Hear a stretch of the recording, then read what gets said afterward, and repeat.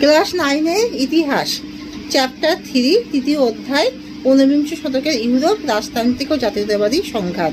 তোমরা সবাই মন দিয়ে শোনো আর লেখো। সবাই লাইক অ্যান্ড সাবস্ক্রাইবটা দিয়ে দাও।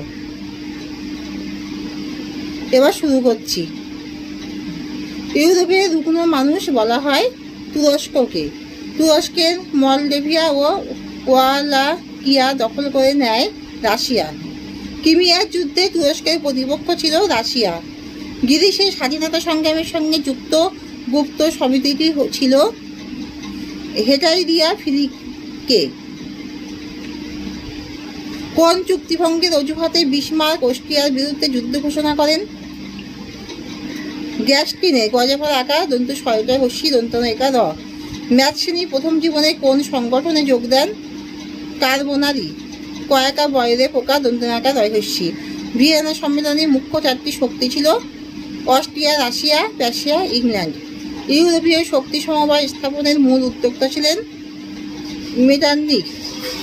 গ্রিসের জাতীয়তাবাদের প্রধান প্রবক্তাকে কোরায়েশ, কয়কা রয়কা অন্তুষ্ণেকা দন্তুষা। ভিয়েনা সম্মেলন অনুষ্ঠিত হয়েছিল অস্ট্রিয়াতে। 1861 খ্রিস্টাব্দে মুক্তির ঘোষণাপত্রে ভূমিদাস প্রথা উচ্ছেদ হয়েছিল রাশিয়াতে। ভিয়েনা সম্মেলনে ফ্রান্সের প্রতিনিধি ছিলেন তালির তয়কা রয়হস্যি র। ন্যায্য অধিকার নীতির দ্বারা ফ্রান্সের সিংহাসনে বসানো হয় অষ্টাদশ লুইকে। শক্তিসম নীতির দ্বারা কম দেশের চতুর্দিকে বেষ্টনী গড়ে তোলা হয় ফ্রান্সের। ইটালির ঐক্য আন্দোলনের জনক ছিলেন কে? ম্যাথসিনি। জার্মানি ঐক্য সাধনে 6 সপ্তাহের যুদ্ধ বলতে বোঝায় অস্ট্রিয়ার বিরুদ্ধে যুদ্ধ। ফ্র্যাঙ্কফুর্টের সন্ধি কাদের মধ্যে সম্পাদিত হয়? ফ্রান্স ও জার্মানি। 1830 খ্রিস্টাব্দে পোল্যান্ডে বিদ্রোহ হয়েছিল যার প্রথম নিকোলাসের বিরুদ্ধে। ভিয়েনা সম্মেলনের মূল উদ্দেশ্য ছিল ইউরোপের পুনর্গঠন। ফেব্রুয়ারি বিপ্লবের সময় ফ্রান্সের রাজা ছিলেন লুই ফিলিপ। ভিয়েনা সম্মেলনে রাশিয়ার প্রতিনিধি কে ছিলেন? প্রথম আলেকজান্ডার। কে কি উদ্দেশ্যে অ্যাক্ট অফ জাস্টিস আইন পাশ করেন? 10ম চার্লস দেশে ফিরে আসা অভিজাতদের ক্ষতিপূরণ দেওয়ার জন্য। জুলাই বিপ্লবের কয়েকজন নেতার নাম লেখো। লাফায়েত, লাফিত আর থিয়াস। কত সালে রাশিয়ার ভূমিদাস মুক্তির ঘোষণাপত্র জারি হয়েছিল? 1861 খ্রিস্টাব্দে 19 ফেব্রুয়ারি। কত সাল পর্যন্ত ইউরোপে মেটারনিখ যুগ নামে পরিচিত ছিল? 1815 থেকে 1848 খ্রিস্টাব্দে। ফেব্রুয়ারি বিপ্লব কত সালে সংগঠিত হয়েছিল? 1848 খ্রিস্টাব্দে। ইয়ং ইটালি দলের প্রতিষ্ঠাতা কে ছিলেন? জোসেফ ম্যাথসিনি। মজাফর আঁকা খন্দতা দন্তস্বর হস্যি দন্তনাহস্যি। কত খ্রিস্টাব্দে জার্মানি ঐক্য সম্পন্ন হয়েছিল? 1871 খ্রিস্টাব্দে। 1871 খ্রিস্টাব্দে রক্ত লৌহ নীতির প্রবর্তক কে ছিলেন? বিসমার্ক। ক্রিমিয়ার যুদ্ধ কবে সংঘটিত হয়? 1853 খ্রিস্টাব্দে।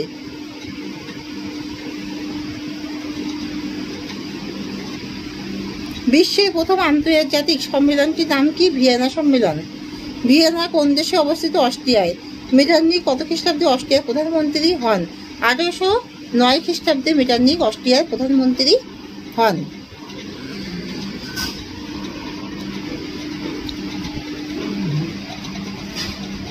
লাল কুত্তা বাহিনীর নায়ক কে ছিলেন? গ্যারিবল্ডি। গজাফর আঁকা রয়হস্যি ব লয় লয় হস্যি। কূটনীতি জাদুকর কাকে বলা হয়? বিসমার্ককে। গেটে কে ছিলেন? গজাফর আঁকা টয়কা। গেটে ছিলেন জার্মানির খ্যাতনামা কবি ও সাহিত্যিক। ভিয়েনা সম্মেলন কবে অনুষ্ঠিত হয়? 1815 খ্রিস্টাব্দে। জুলাই বিপ্লব সংগঠিত হয়েছিল কত সালে? 1830 সালে। ম্যাথসিনি প্রতিষ্ঠিত গুপ্ত সমিতির নাম কি ছিল? কার্বোনারি। জার্মানির ফ্র্যাঙ্কফুর্ট পার্লামেন্ট গঠিত হয়েছে কত সালে? 1848 খ্রিস্টাব্দে। স্বাধীন গ্রিসের প্রথম রাজা কে ছিলেন? প্রথম অটো। কোন জার্মান অর্থনীতিবিদের উদ্যোগে জোল ভেরাইন প্রতিষ্ঠিত হয়? জার্মান অর্থনীতিবিদ ম্যাচিনের উদ্যোগে।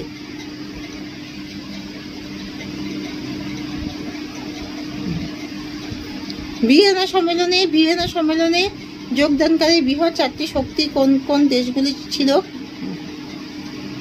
Austria, Russia, England. শ্যাদোয়ার দন্তুস্বর জয়ফল আকার ওকা 29 আকার। সাজোয়া যুদ্ধ কবে সংঘটিত হয়েছিল?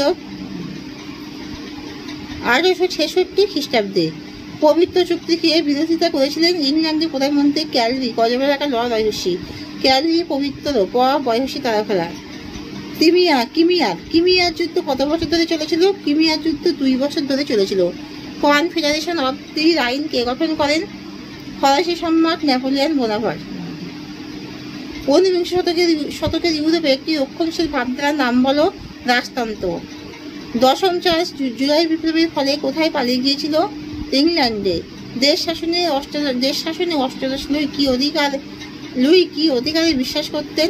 ঐশ্বরিক অধিকারে। বিগ ফোর বলতে কি বোঝো?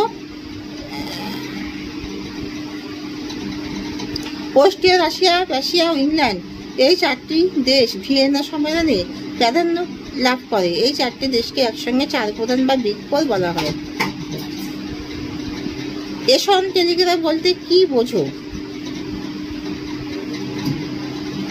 বিসমার্ক টেলিগ্রামটি কিছু শব্দ সুকৌশলী বাদ দিয়ে এমনভাবে সংবাদপত্রে প্রকাশ করেন যে দেশ ফরাসিরা মনে করে যে প্যাসীয় রাজ ফরাসি দূতকে অপমান করেছেন। এটি এমস টেলিগ্রাফ নামে পরিচিত। রিসার্জিমেন্ট কি? রিসার্জিমেন্ট কথার অর্থ হলো পুনর্জাগরণ। অখণ্ড জাতীয়তাবাদের ধারণা জন্ম হয়েছিল তাকে ইটালিদের মধ্যে হয়েছিল তাকে বলে রিসার্জিমেন্ট। জোল ভারেইন কি? জার্মান অর্থনীতিবিদ ম্যাজেনের উদ্যোগে এবং প্যাসিয়ার নেতৃত্বে বিভিন্ন জার্মান রাজ্যকে নিয়ে 1819 খ্রিস্টাব্দে একটি শুল্ক সংঘ প্রতিষ্ঠিত হয় যা জোল ভ্যারাইন নামে পরিচিত। ভিয়েনা সম্মেলনের প্রধান নীতিগুলি কি? ন্যায্য অধিকার নীতি, শক্তি সাম্য নীতি, ক্ষতিপূরণ নীতি। কারাবরণী আন্দোলন বলতে কি বোঝো?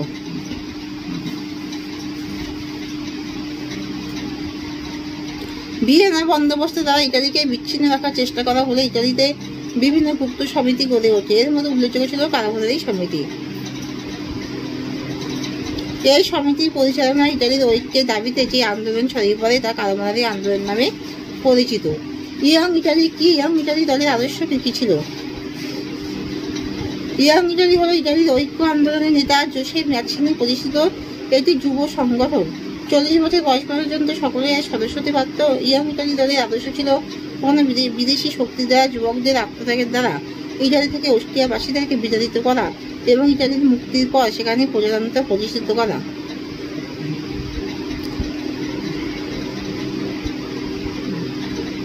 ভিয়েনা সম্মেলনের উদ্দেশ্য লেখো।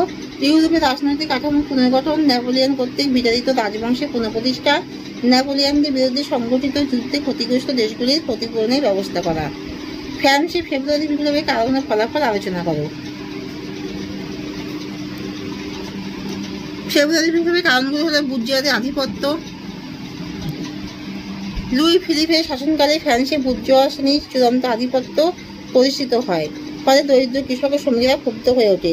জনসমর্থনের অভাব। লুই ফিলিপের প্রতি জনসমর্থনের খুবই অভাব ছিল। তাহলে নেপোলিয়ন বোনাপার্টের অনুগামী ক্যাথলিক প্রজাতন্ত্রী ন্যায্য অধিকার নীতির সমর্থক প্রভৃতি কেউই তার সিংহাসন দখল পছন্দ করেননি। ক্যাথলিক প্রজাতন্ত্রী ন্যায্য অধিকার নীতির সমর্থক কেউই তার সিংহাসন লাভ পছন্দ করেনি। ত্রুটিপূর্ণ বিদেশ নীতি। লুই ফিলিপ শান্তি রক্ষা করার নীতি গ্রহণ করে পোল্যান্ড, ইটালি, বেলজিয়াম, মিশর, তুরস্ক প্রভৃতি দেশে ফরাসি আধিপত্য প্রতিষ্ঠার ব্যাপক সুযোগ থাকলেও তা তিনি গ্রহণ করেননি। ফলে দেশবাসী ক্ষুব্ধ হয়। আর্থিক দুরবস্থা। 1840-এর দশকে ফ্রান্সে খরা, শস্যহানি, খাদ্যাভাব, শিল্প বাণিজ্য মন্দা, বেকার সমস্যা প্রভৃতি তীব্র আকার ধারণ করে। সরকার অর্থনীতির সংকটের সমাধানে ব্যর্থ হয়। ফেব্রুয়ারি বিপ্লবের ফলাফল। নতুন আইন ব্যবস্থা। বিপ্লবের পর ফ্রান্সের সর্বজনীন ভোটাধিকারের ভিত্তিতে এক কক্ষ বিশিষ্ট আইনসভা গঠিত হয়। প্রজাতন্ত্র প্রতিষ্ঠা। ফেব্রুয়ারি বিপ্লবের ফলে ফ্রান্সে অর্লিয়েন্স রাজবংশের পতন ঘটে এবং দ্বিতীয় প্রজাতন্ত্র প্রতিষ্ঠিত হয়। নতুন প্রজাতান্ত্রিক সরকার বিভিন্ন জনকল্যাণমূলক পদক্ষেপ ঘোষণা করে। শ্রমিক কল্যাণ। নতুন প্রজাতান্ত্রিক সরকার শ্রমিক শ্রেণীর উন্নতির জন্য শ্রম কমিশন গঠন করে। শ্রমিকদের কাজের সময়সীমা বেঁধে দেওয়া হয়। ভোটাধিকার সম্প্রসারণের ফলে ফ্রান্সের সাধারণ নিম্নবিত্ত বুর্জোয়ারা ভোটদান এবং রাজনৈতিক ক্ষমতা লাভের সুযোগ পায়। জার্মানির ঐক্য প্রতিষ্ঠায় বিসমার্কের রক্ত ও লৌহ নীতি সম্পর্কে আলোচনা করো। 1862 খ্রিস্টাব্দে অটো ফন বিসমার্ক রাশিয়ার প্রধানমন্ত্রী হিসেবে নিযুক্ত হলে প্রথমে উইলিয়ামসের লক্ষ্য বাস্তবায়িত হওয়ার সুযোগ পায়। জার্মানিকে ঐক্যবদ্ধ করার উদ্দেশ্যে তিনি নিম্নলিখিত নীতিগুলি গ্রহণ করেছিলেন। রাজতন্ত্রে বিশ্বাসী বিসমার্কের উদ্দেশ্য ছিল রাশিয়ার রাজতন্ত্রের অধীনে সমগ্র জার্মানিকে ঐক্যবদ্ধ করা। ইটালির মত জার্মানি ঐক্য সাধিত হয়েছিল। সশস্ত্র সংগ্রামের মাধ্যমে একটি রাজবংশের অধীনে জার্মানির ক্ষেত্রে রাজবংশী ছিল রাশিয়ার হোহেনজোলান রাজবংশ। বিসমার্ক ছিলেন এই রাজ্যের প্রধানমন্ত্রী। জার্মানি খণ্ড খণ্ড রাজ্যগুলি স্বাধীন হলেও এদের উপর অস্ট্রিয়ার একটি নিয়ন্ত্রণ ছিল। তাছাড়া প্রতিবেশী শক্তিশালী দেশ ফ্রান্সও চায়নি জার্মান ঐক্যবদ্ধ হয়ে একটি শক্তিশালী রাষ্ট্র হিসেবে আত্মপ্রকাশ করুক। অস্ট্রিয়া ও ফ্রান্সের এই বাধা সশস্ত্র সংগ্রামের মধ্য দিয়ে অবসারিত করতে বিসমার্ক বদ্ধপরিকর ছিলেন। তাই রাজতন্ত্রে বিশ্বাসী বিসমার্কের উদ্দেশ্য ছিল রাশিয়ার রাজতন্ত্রের অধীনে সমগ্র জার্মানিকে ঐক্যবদ্ধ করা এবং রাশিয়ার রাজতান্ত্রিক শাসনের ভাবধারায় জার্মানিকে প্রভাবিত করা। রক্ত লৌহনীতি তিনি রাশিয়ার আইনসভায় বিসমার্ক গণতান্ত্রিক রাজনীতির ওপর নয় রক্ত লৌহনীতির উপর আস্থাশীল ছিলেন। তিনি রাশিয়ার আইনসভায় ঘোষণা করেন যে বিতর্ক বা ভোটের দ্বারা নয় রক্ত লৌহনীতির মাধ্যমে জার্মানির সমস্যার সমাধান হবে। সামরিক শক্তিতে আস্থা বিসমার্ক সামরিক শক্তির জোরেই জার্মানির ঐক্য প্রতিষ্ঠা করা সম্ভব বলে মনে করতেন। এজন্য তিনি প্রতিনিধি সভার মত অগ্রাহ্য করে রাশিয়ার সামরিক শক্তি বাড়ানোর উদ্যোগ নেন এবং 3টি গুরুত্বপূর্ণ যুদ্ধের মাধ্যমে সমগ্র জার্মানিকে ঐক্যবদ্ধ করেন, যেমন ডেনমার্কের সঙ্গে যুদ্ধ, অস্ট্রিয়ার সাথে যুদ্ধ, ফ্রান্সের সঙ্গে যুদ্ধ। ইটালির ঐক্য আন্দোলনে ম্যাচেনি, কাভুর এবং গ্যারিবল্ডির অবদান উল্লেখ করো। ইটালির ঐক্য আন্দোলনে যারা অসামান্য অবদান রেখেছিলেন তাদের মধ্যে প্রধান 3 জন হলেন ম্যাচেনি, কাভুর এবং গ্যারিবল্ডি। ম্যাচেনির ভূমিকা ইটালির ঐক্য আন্দোলনে প্রথম জীবনে তিনি কার্বোনারি নামক গুপ্ত সমিতির সদস্য ছিলেন। পরবর্তীকালে তিনি ভিন্নতর আদর্শ গঠন করেন। সন্ত্রাসবাদের পথ পরিত্যাগ করে গণ আন্দোলনের মধ্য দিয়ে তিনি ইটালিকে ঐক্যবদ্ধ করার চেষ্টা করেন। ইটালির ঐক্য সাধনের প্রধান বাধা অস্ট্রিয়া, তা তিনি খুব ভালোভাবে জানতেন। তিনি শক্তিশালী অস্ট্রিয়ার মোকাবিলা করার জন্য তিনি বিদেশি শক্তির সাহায্য নিতে চাননি। এমনকি ইটালির কোনো রাজতন্ত্রের অধীনে ঐক্য আন্দোলন পরিচালনা করায় তার উদ্দেশ্য ছিল না। কার্বোনারি দলের পরিকল্পনাহীন বিক্ষিপ্ত সন্ত্রাসমূলক কার্যকলাপ দ্বারা ইটালির ঐক্য সাধনে উপলব্ধি করে তিনি 1831 খ্রিস্টাব্দে ইয়ং ইটালি নামে একটি দল গড়ে তোলেন, যা ভবিষ্যতে ইটালিবাসীদের ঐক্যের জন্য সংগ্রামে অবতীর্ণ হওয়ার উৎসাহ জুগিয়েছিল। ইটালির ঐক্য আন্দোলনে ক্যাভুরের ভূমিকা। ক্যাভুরের লক্ষ্য ছিল ইটালিবাসীর প্রতি ইউরোপের জনগণের অনুভূতি সঞ্চার করা। এই উদ্দেশ্যে পূরণের জন্য তিনি ক্রিমিয়ার যুদ্ধে ইংল্যান্ড ও ফ্রান্সের পক্ষে যোগ দেন। ফরাসি রাজ তৃতীয় নেপোলিয়নের সহযোগিতায় উত্তর ইটালির কিছু অংশ অস্ট্রিয়ার শাসন মুক্ত হয়, কিন্তু ঐক্য সাধন সম্পন্ন হওয়ার আগে তৃতীয় নেপোলিয়ন ফরাসি বাহিনীকে ফিরিয়ে নিয়েছিলেন। কিন্তু তারপর ইটালির ঐক্য আন্দোলনে সাধারণ ইটালিবাসীদের ভূমিকা যথেষ্ট বৃদ্ধি পেয়েছিল। অস্ট্রিয়ার পরোক্ষ শাসনে থাকা পারমা, মডেনা ও টাস্কানির মতো ইটালি অঞ্চলের সাধারণ মানুষের গণভোটের মাধ্যমে সার্ডিনিয়া পিটমন্টের সঙ্গে যুক্ত হওয়ার ইচ্ছা পোষণ করলে তার কাজ সহজ হয়ে যায়। ইটালির ঐক্য আন্দোলনে গ্যারিবল্ডির ভূমিকা।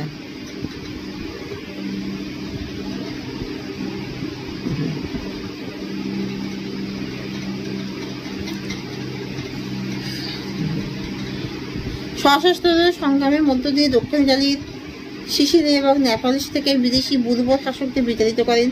স্বাধীন সিসিলি এবং নেপালিস রাজ্যকে এরপর তিনি পিডমন্টের রাজা ভিক্টর ইমানুয়েলের হাতে তুলে দিলে রোম ও ভেনেশিয়া বাদে বাকি প্রায় সমগ্র ইটালি এই রাজবংশের অধীনে একটি ঐক্যবদ্ধ রাজতান্ত্রিক রাষ্ট্র হিসেবে আত্মপ্রকাশ করে। পরবর্তীকালে রাজা ভিক্টর ইমানুয়েল বিসমার্কের সঙ্গে সহযোগিতার বিনিময়ে এই দুটি স্থান ইতালি সহযোগিতার বিনিময়ে ওই দুটি স্থান ইতালির সঙ্গে সংযুক্ত করেন।